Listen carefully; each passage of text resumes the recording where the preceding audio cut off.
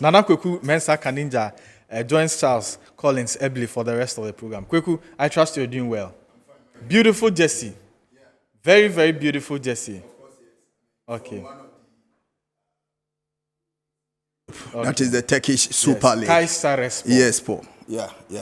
And this is coming from our very own Joseph Atama Lawe. Oh, Joseph Lawe Atama. Yeah. JLA. Oh, yes. JLA. Yes. Such a fantastic. Yeah, along the line, he got injured. That was the more reason why he has been missing in action from the national team. But very late in the season, he recovered. Yes. Oh, pretty soon, people will be seeing him in the national team. Yeah. Pretty soon. I think he's one player that we have not treated fairly at all. Absolutely. From Istanbul, Başakşehir, where he had very fine seasons with them, helped them come second in the league, winning the league. He went to Rizespor and there to Keko Rizespor and there to, an incredible season. Yeah. Fatih Karambrook, he was the main figure in Fatih Karambrook when he powered them to the Turkish Super League.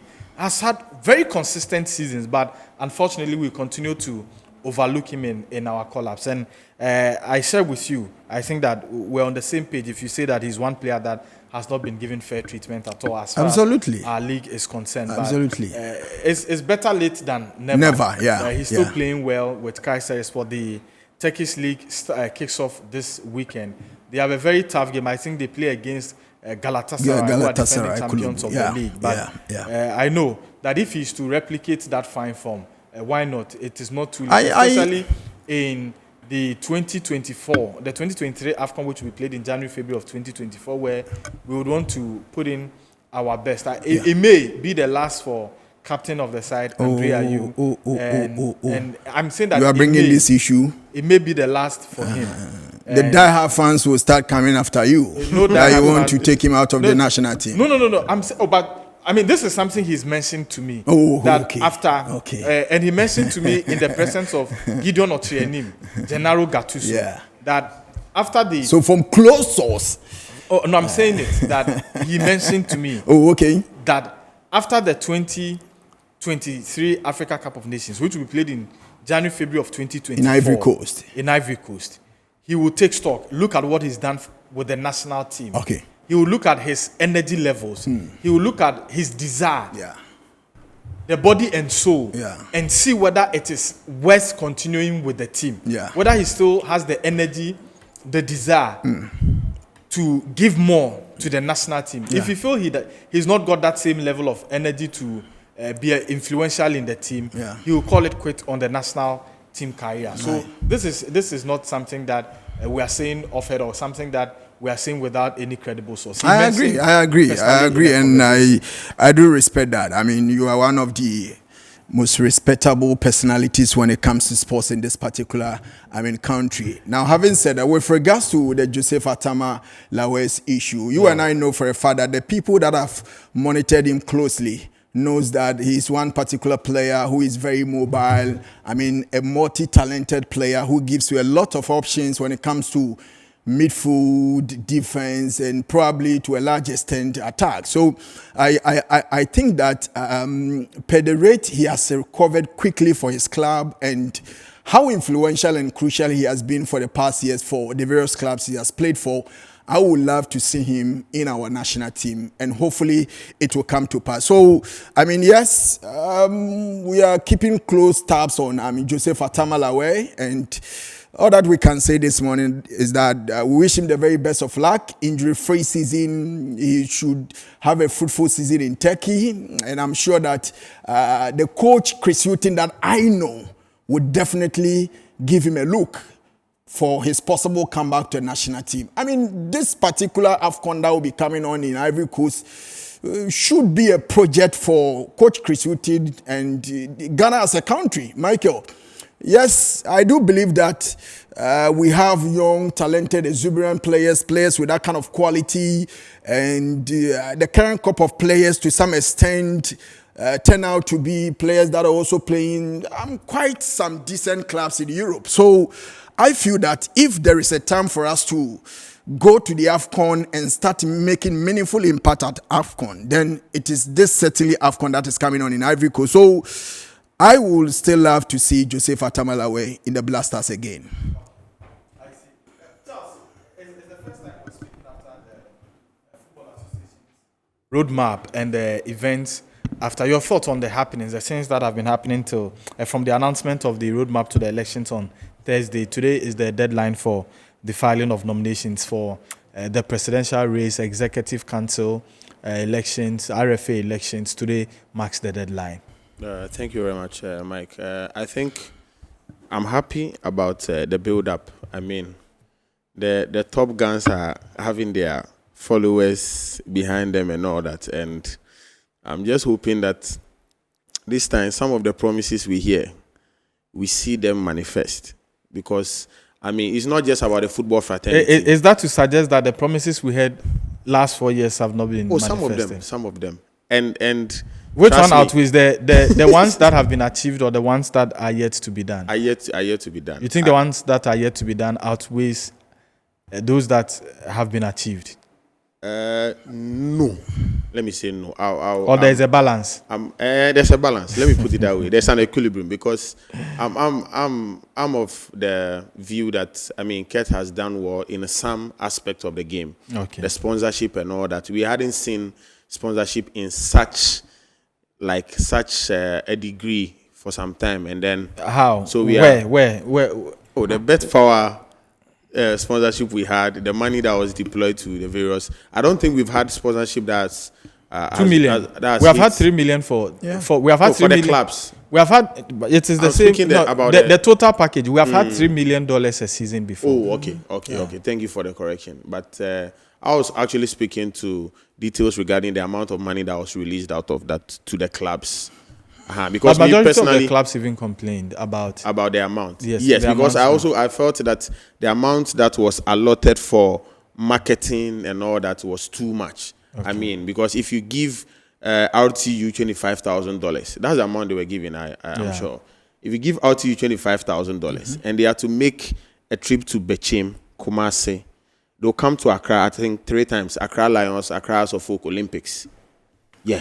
And if they are even to come by road, those two sleep in hotels. And so, the money for me was insufficient. Okay. So I'll not even talk much about that. But I think that on the whole, Ket has done well.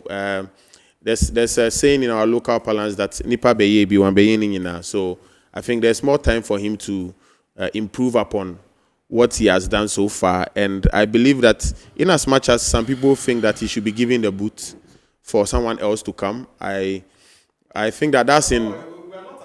We're not at that point of the conversation. Oh, yet. sorry. We still have about 7 weeks to the election. So don't worry. There will be time where we'll critically look at what they've done, what they have not done right, and whether one deserves another term or the other deserves to be given the opportunity to lead. So don't worry. We'll get there. Nana, we'll play back. We brought our viewers live scenes from Okraku's filing. After the filing, he made a statement. We brought that live to our viewers here on Metro Sport. We'll play back that again so that we listen to the speech. We're still expecting that George Akwesefie within this period would also file his nominations. And so when he does, if he gets there within the time period, we'll bring that also live here on Metro TV. Nana, let me come to you. Michael, first of all, I would say that I like the wind that is blowing at the Ghana Football Association, the headquarters of our football.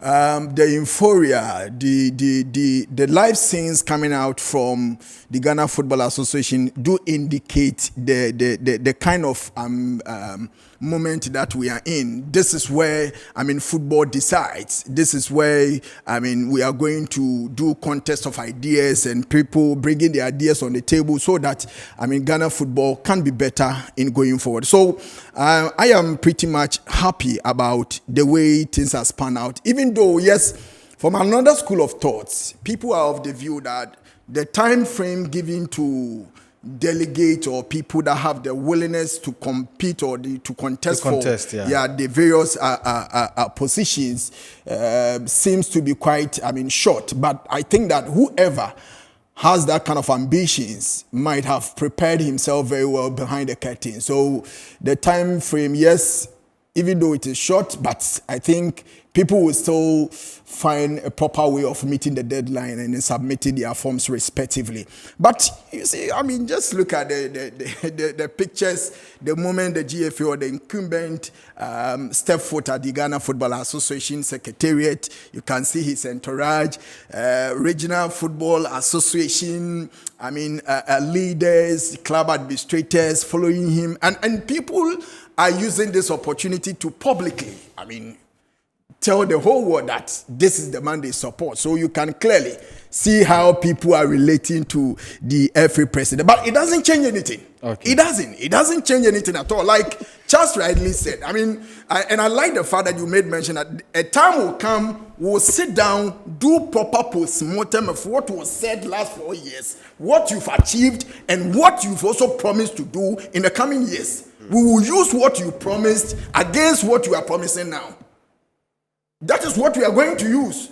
We will not be just carried away by the fact that, oh, the FA president, oh, he's doing this. Where is the $1 million? That people still have problem with the disbursement formula of the Bet Power Premier League sponsorship. People still have problem. How can you sign a contract of $2 million and that same contract, the sponsors have the impetus to deduct $1 million, saying they will do production or promotion, of which we are in the same country with the sponsors. We've not seen any production or promotion from the sponsors, but the 1 million has got missing. And no, it's not missing. So if you say it's missing, it's as if we cannot trace the money. It is not missing. It has been said publicly that that $1 million rests with the sponsors to invest in marketing and promotion of the league. Yes. And between you and I, fortunately for us, you are a sports journalist who also doubles as a club CEO. Now let me ask you. But I'm a okay. You go ahead with your question. I want to ask you. The said marketing and promotion that was used as a yardstick to deduct that 1 million. To be honest and sincere, be frank with our viewers. Have you seen that? No. The issue is that I'm a CEO of a Division 1 club, and the sponsorship in question is Premier League. So I'm coming from the position. No, but you also made reference.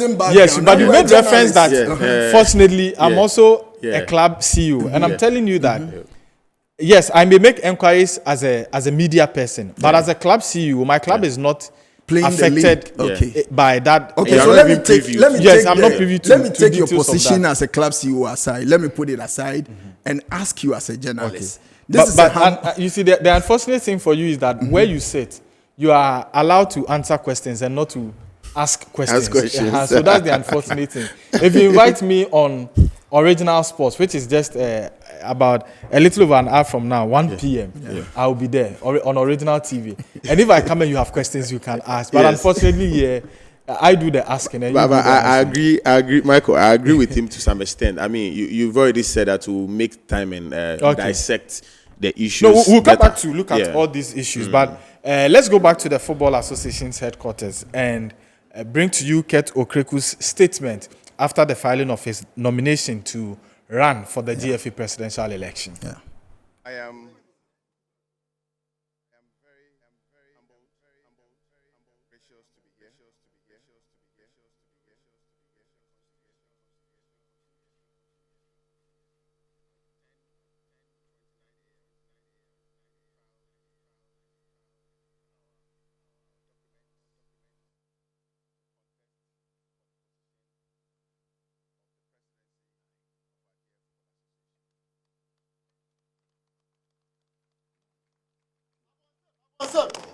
Game changer. The process was very brief. The process was very smooth. And I want to say that it's been very, very well organized. Today,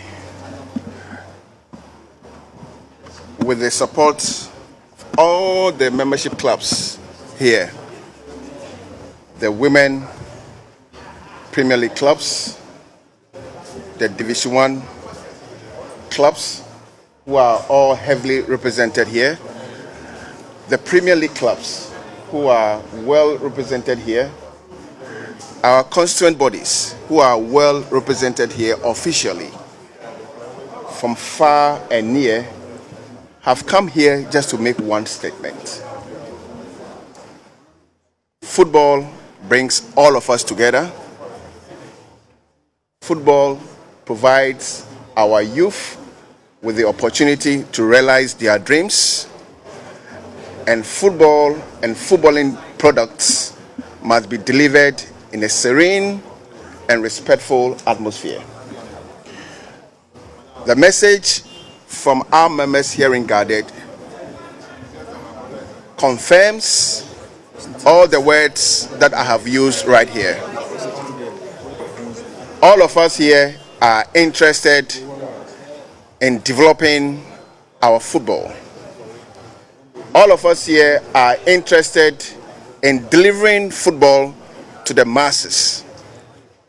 All of us here believe that to deliver football of the highest quality, it needs patience, it needs time, it needs the express participation of everybody, as they have shown right behind me, and it needs investment. Everybody that you see here is very much committed towards this vision.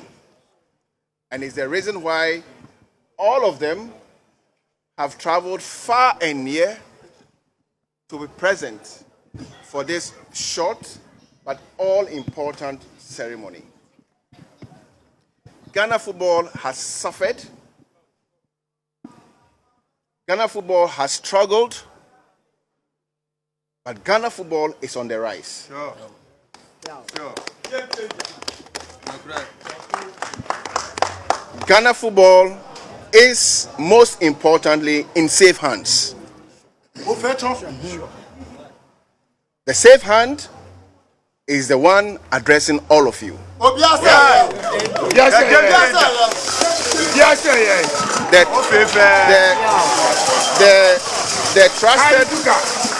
The trusted hand, the trusted leader is the one speaking to all of you. People believe in the leadership. That's the reason why they are here. They trust the leadership. That's why they are here. Most importantly, they trust in the vision of the leader. That's why they are here. And they are here, and we are here to again say one thing. We are together. We are together in good times.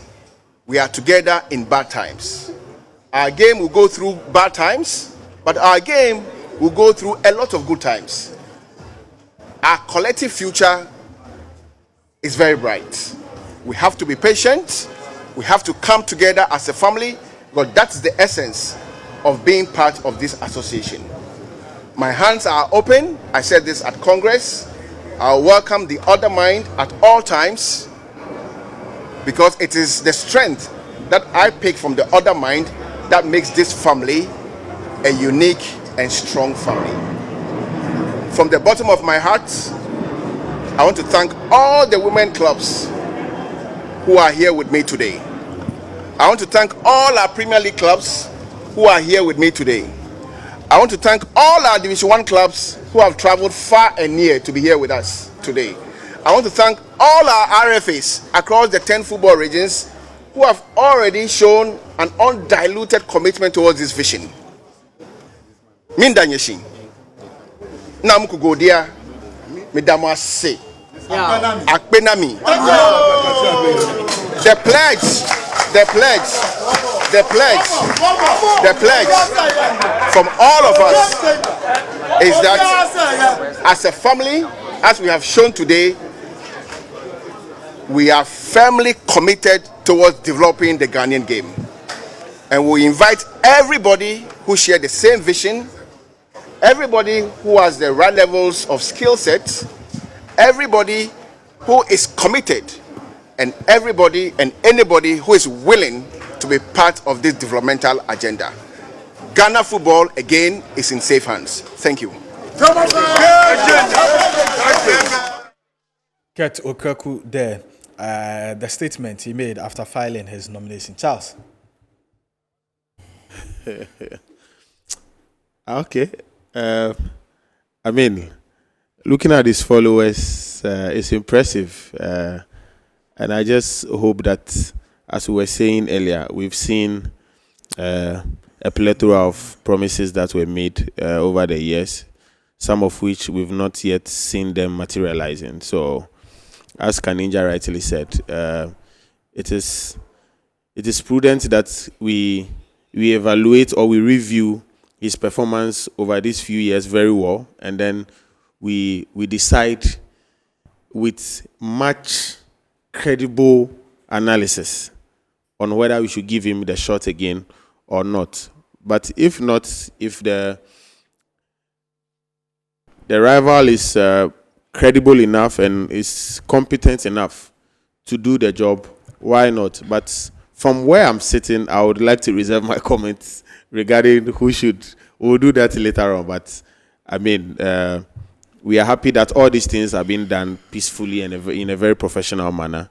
And so we hope that everything will go on smoothly, and then the voting comes up in a few weeks, and we'll see who takes the charge to lead Ghana football from the years coming. Okay. Kweku Mensah, you also heard from the president of the Football Association, especially regarding the overwhelming support the stakeholders have shown while he filed his nomination. Well, Michael, upon all that he said, it doesn't change anything from the fact that people will still go back, trace what he promised in 2019 before coming to power, what he has been able to achieve, and what he is promising to achieve when he is voted into power again. So all these people that you saw following the president, from my checks, do indicate that it is staged. People were forced to come and follow him because of fear of victimization. No, if you don't come out to support the FA president and he retain his seat, your club or your position is... No, but that is not fair to the people who... Not who fair to which people? I am saying that for my checks, the people that are following the president, the people that you saw on TV, were called to come and follow the president. And from if you refuse to come and follow the president, but there are people that have openly spoken against the administration. There are people that have not supported the administration, but have not been victimized in any way. But we are not done with the election. We are not done with the election. We are still at the war front.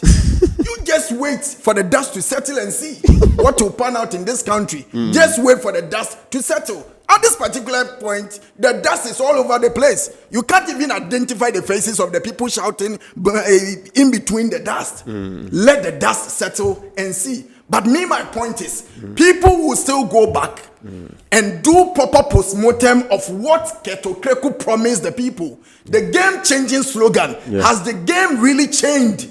It was pretty good on paper, but in reality, people are not feeling the game-changing project from Okraku. You promised good officiating. What was the turnout when it comes to officiating? You promised bringing back the people to love our game. But you admit people that, are rather but you admit that there has game. been improvement in officiating. Come again? Do you admit that there's been improvement as far as officiating? We are at 45% when it comes to officiating in this country. How? We are still at where Michael, we were. Recently, there was a strong allegation that 2 referees from Ghana were sent to, I think, for a tournament. They were sent for a tournament. They were not qualified. But then, like, based on favoritism or whatsoever, they were made to go there. Yeah. They got there, and now CAF realizes that these people are not qualified to officiate in the tournament. So I was wondering, so what happened to those at the FA? Thank you very much. Who are responsible for checking the credentials of these people before they fly out of Ghana? Now as we are speaking, under Okraku's administration, if you ask me if officiating has improved, now those days we have the Referees Association of Ghana who, we're having the powers to do those kind of appointment and with appointment committee, and now we have a manager for the referee. So indirectly or unofficially, the Referees Association of Ghana doesn't work anymore. They are there as an association, but they don't have the powers that they used to have in the previous administration. But what happens to officiating? Now, fast forward, the same administration, we sent people using our own football money to go and learn how to implement the video assistant referee. Up to now, they promised to implement the video assistant referee. That was not a campaign promise, but I think that in the course of his administration, it was not. He mentioned that in 2 years, we will have the VAR system fully implemented. Has it been done? No, but I'm saying that it is not. Yes, it was not in his manifesto. Yes, but it is part of what he but said. He promised during, that along the line. He promised. It is part of the promises he made when he assumed office. Okay. It is part of the promises he made. Yeah. Now, secondly, but the General Secretary was here to explain that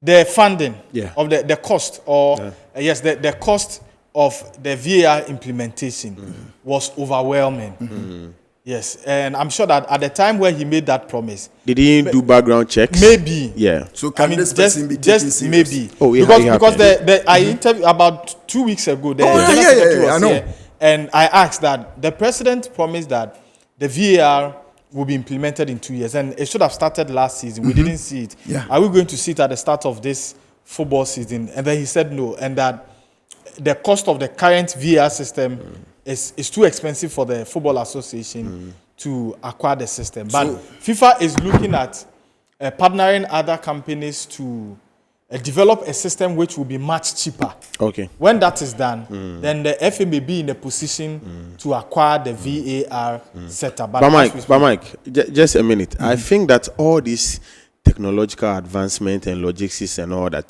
they are very important. But for me, my problem with this administration has been with the players, the principal actors of the game. Yeah. Okay. What are we doing about salaries of the players? I met a player of Accra Suffolk in my area recently. His name withheld. And when we spoke, you could see that he is ready to leave us for a club within the African continent. Even for $500 a month. That is the case. Yes, so I feel that the FA is neglecting like the needs of the principal actors of the game. Okay. Mike, if you own a company as a CEO, if you want to increase productivity, you only look at 3 things. You look at your employees, you look at time, and you look at your outputs. And so, in this case, if we want to convey that information to the football fraternity, you need your players. The players, you need to pay them very well. Now, players in the Ghana Premier League are earning 500 cedis, 800 cedis. It's an allegation, though. I don't have proof. But, I can't pinpoint. I 100% agree with what Charles is saying. That is the more reason why I started earlier by saying that the direct beneficiaries of the Bet Pass sponsorship should have been the players or the clubs. Yes, because when Samuel Eto'o assumed office in Cameroon, he passed a legislation in the FA that if you cannot pay a player a certain minimum wage, you don't do football. Absolutely. So you see, these players, I've interacted with a lot of these players. I have a lot of them are friends. The things they go through, the emotional trauma they go through. Because you are playing for family. Now, football is no longer for fun. You are playing for family and for your future. And so, if we keep on neglecting the principal actors of the game, all this sponsorship and all, why is it that it's not reflecting in the players? Because, Michael, if your productivity as a journalist should reflect in your output on the screen, your remuneration has a key role to play in that. You get me? So, we are tired of this particular issue. I'm tired of it because most of the players we have in the Ghana Premier League, they are earning meager amounts. Some of them cannot even help. I remember last season, there was a player from Indiana also who was telling a radio station allegedly that he can't go back home because his wife would sack him. Yeah. He didn't have enough money to go back home. Let me even add this one. Michael, isn't it a worry enough? And you see, sometimes I want to engage you in this conversation, not because we're journalists, but because you are a club CEO. Isn't it a worry enough that as we are speaking now, under this current administration, no Ghanaian club has been able to afford the best player after every season, like to buy him? Yeah. No. Yeah. All the best players after every season in this country seems to be leaving. And just check the kind of country. How do you blame the Central Football Association for? Because of lack of finances or lack of money. The players are not well. They are not well nourished. They are not well nourished. Why is it that Egypt, El Ali is able to go to Tanzania, please pick the best players? Tanzanian club will offer Hafiz Konkoni Winter $100,000. House of Folk is offering 100,000 Ghana cedis. So when we continue to run association as if we are behaving, everything is okay. Increasing RFA chairman's salary from 1,000 to 4,000, behaving as if whilst the principal actors of the game seems to be suffering, and people are not paying attention because of wickedness. Yes, it's bad, and people are chopping. You promise to bring people back to the game, bring back the love, and then for spectatorship, we've moved from bad to worse. It's bad. It's really bad. As for me, as for the players, overachieved. Even national teams you were using for Yastic. You qualify your crown. It is only Ghana who went to the World Cup with a trainer scout. Not a full-time coach, a trainer scout. No, you have a president in football now. But we went to a whole World Cup with a trainer scout, and it turned out to be a tragedy. And we've not learned anything. That's my problem. We don't learn anything. Football, you see, now women's football has been attractive. Okraku, now Morocco. Compare Morocco to us. Which of the nations can they boost off women's football being attractive? Than Ghana. Morocco and Ghana, tell me. Now Morocco, look at Morocco. See where they as far as the World Cup is concerned. Kanija, I remember when we are sharing money. Just come on, for Kanida. Okay. If you say let him fire. But if you are saying money allow me to let him fire. Because we are really sick and tired of this. Kanida, listen. Let's try to keep it in English so that majority of our viewers that's what I'm saying. Yes, and two, if you're saying that people are sharing money, it is not enough to say that people are sharing money. If you go ahead to interpret that as RFA's allowance, RFA chairman allowance doesn't make sense. Increased from 1,500 to 4,000. It was 1,000. 1,000 to 4,000. But you cannot just say that the FA is sharing money to I take that one. To who? I take that. Can I continue? Yes. Can I continue? Yes. So we are in this country, behaving, everything is okay. Whilst we know for a fact that the people that should be directly beneficiaries of this kind of money are the principal actors of the game. Now we want our football to improve. Who are the people that will improve our football? It's not the players. It's not the players. When your best players keeps on moving out of the country, as we are speaking now, the top scorer of the Ghana Premier League, Abednego Tete, is on his way out. Hafiz Konkoni Winter has already signed for a Tanzanian club. As we are speaking now, Samson Eduku, who is the third highest goal scorer in the league, is also joining an Iraqi club. Kaleba Mankwa is gone. Has already left the scene. I mean, name them. Avalanche of players living on the bedrock of lack salary. of sika system. And just look, we are in a campaign season. And for pocketing money, people are sitting on the money to do campaign, to win power into office. When people are, rapidly or whatever, or move free, they are leaving the system. So let's not paint a picture in camera and be telling the world as if everything seems to be okay. What Morocco is doing, are we doing same? Why can't we learn? Where did they start from? Are they superhumans? Are they better off than us? No, but because of mentality, they are thinking about improving the game first before selfish interest. But we are always putting our selfish interest at the forefront before everything else comes to the conversation. You know, when Ellie was here, Ellie spoke about Turkey. A program that Turkey is developing to improve upon their play. My club has a deal with one of the academies that invites African players to Turkey. Fit Soccer Academy. We have a link with an agency that invites African players to Turkey, and then you play in the competitions, and then you get selected. Now, I was speaking to the manager of the agency, and you know what he told me? Now, what Turkey is doing is that there are clubs in Turkey that do not have the means to affect player sales and transfer and all that. Thank you. Do you know what the FA is doing now? The FA has now reached out to the FIFA intermediary agency board. They've gotten agents. At least every club gets 3 agents. Aside the ones you already have, every club is getting 3 agents.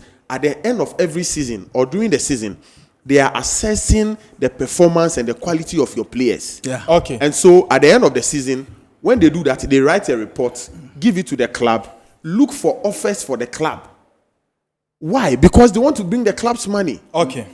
Your point is well made. I understand that the vice president of the Football Association, Mark Addo, has also just filed his nomination and will also be addressing the media shortly from the headquarters of the Football Association. Just when the president filed, the vice president, Mark Addo, has also filed seeking re-election onto the Executive Council on the ticket of Division 1 clubs. And I don't know, Mark Addo, if you have anything to say about his seeking of re-election. Well, I have less to say about him simply because I don't have much expectation for him.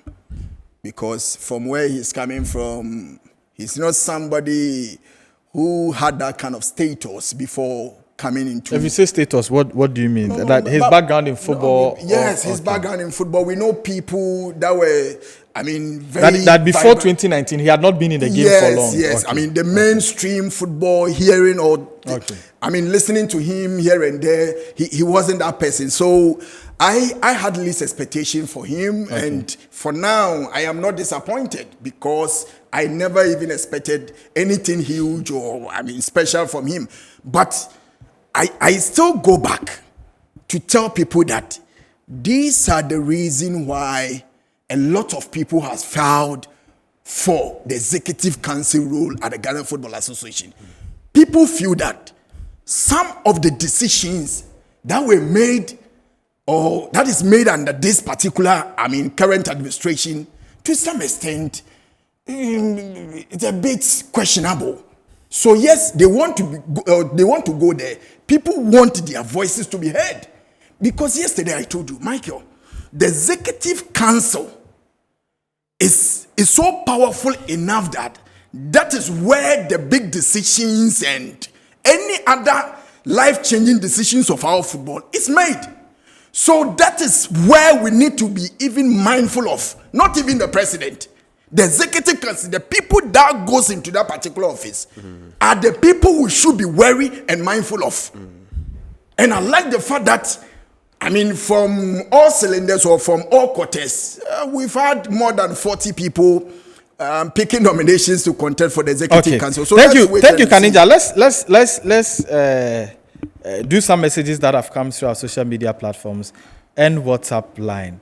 This one says, good morning, Mr. Odro. You and your panelists are on top of issues. I salute. The DFA president, Mr. Okraku, has changed the face of Ghana football. Our women's football league, he says, introducing the Super Cup for the Division 1 teams. Bravo, Ketine, Ghana football. Alain Guame, the incoming assemblyman for Kwabenya electoral area. Okay.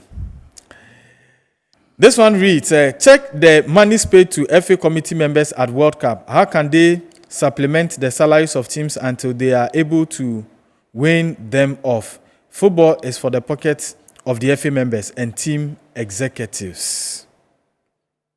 Good morning, Michael, for the good works you are doing for the country. Please, what is going on with Kudu's transfer with Brighton? I am Azuri Nyabiri Dennis, watching you live from Boga. Good morning, Michael. Please, we hear poorly when people with calm voice. We hear properly when people speak with calm voice. Okay, that is it. Ewanamo Poku, Director of Communications for Dreams FC, says, tell him to calm down. Okay, not too sure who you are talking about.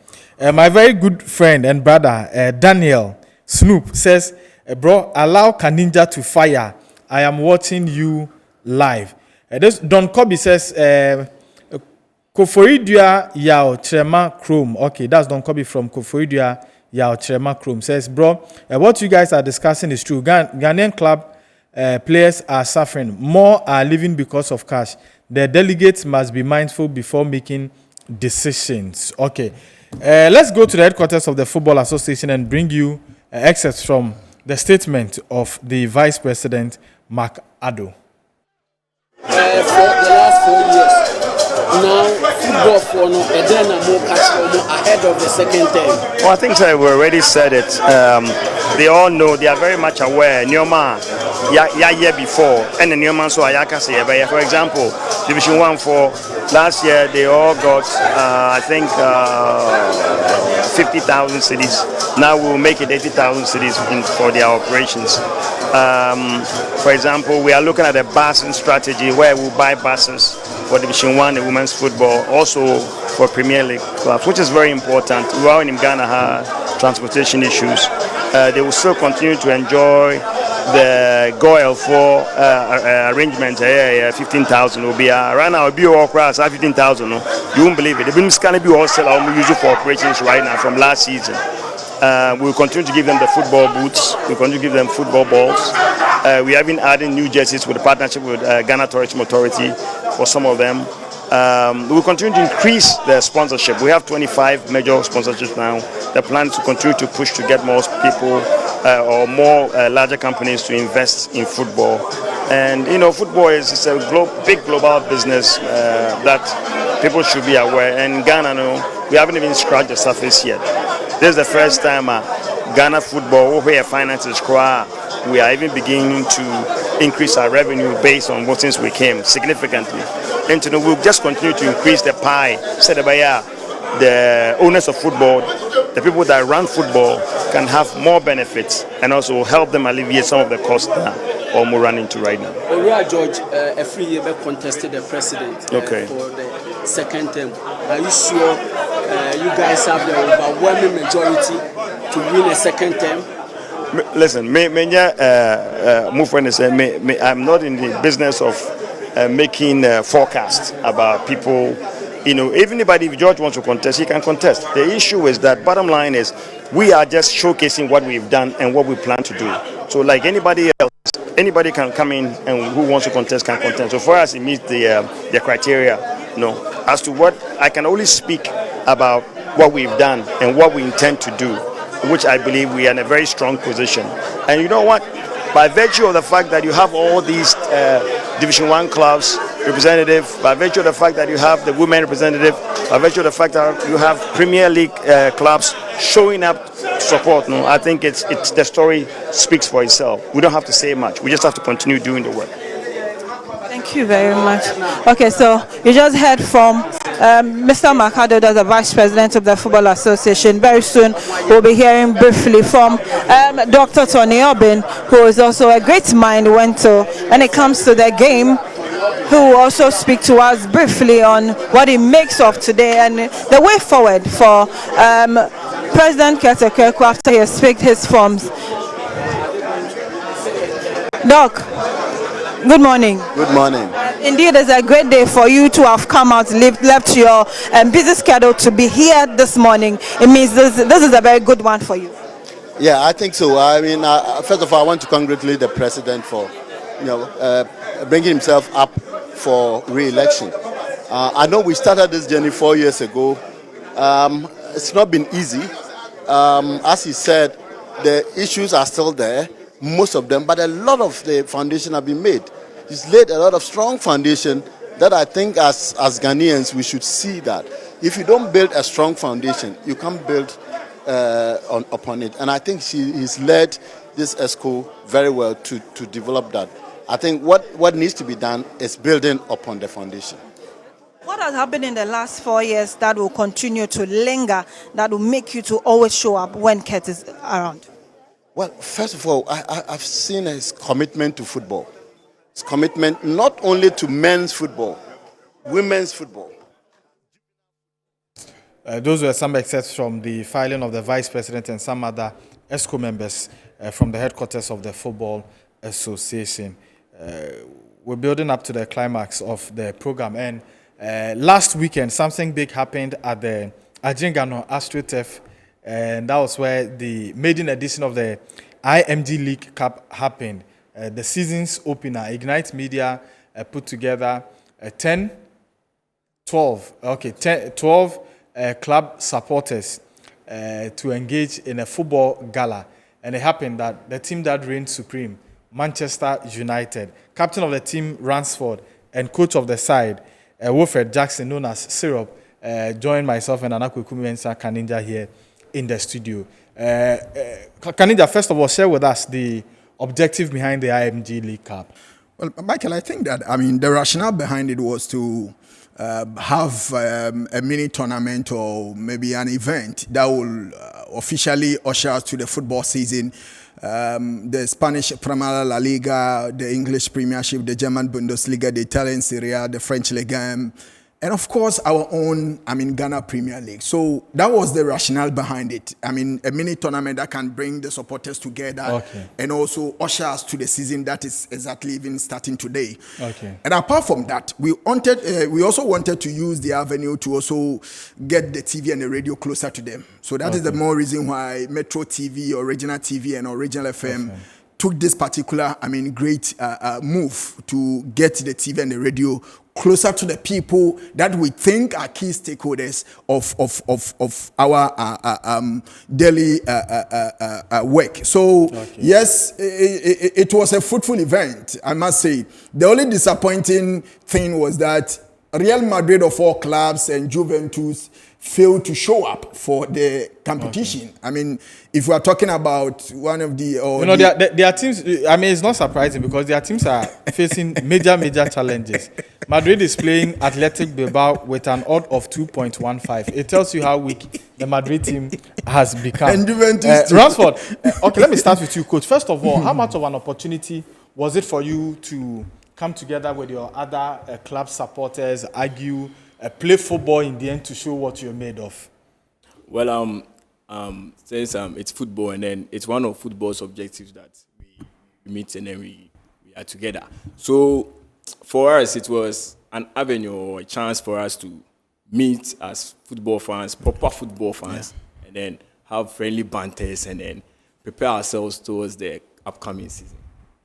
So it was all excitement and then Okay.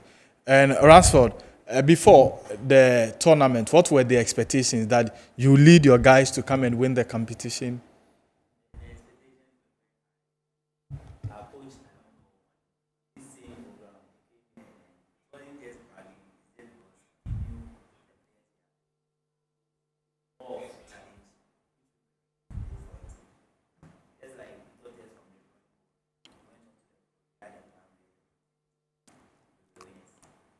How did it feel being the winners of the maiden edition of the Ignite League Cup?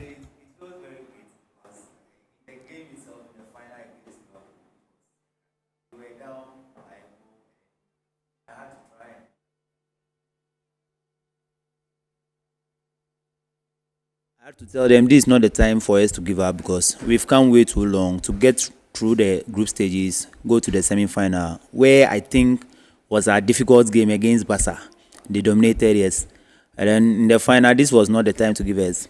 And then we had a counter, the goalkeeper came out, I had a chance, I shot and we scored and then we won at the penalty. So it was a great game. It was very exciting. So how was the atmosphere, the whole event? What's your take on it?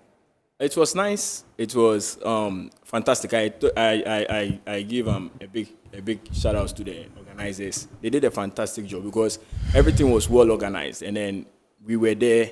And then as it is, it's a very nice competition, and then we want it to be happening probably annually or even if it's possible weekly because we want to continue winning.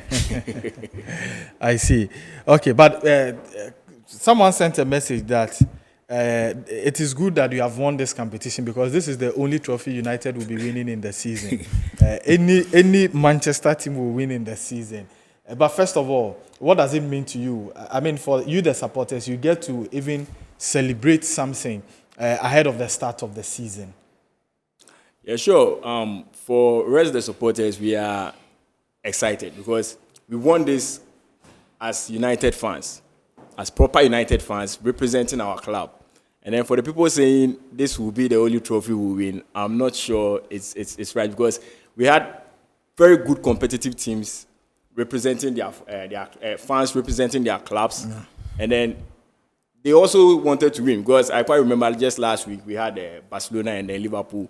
They all called us out and they wanted to meet Manchester United, but then we already had this trophy bagged, and then there wasn't even a competition on the day because we won all our matches, and then lo and behold, we are here with the trophy.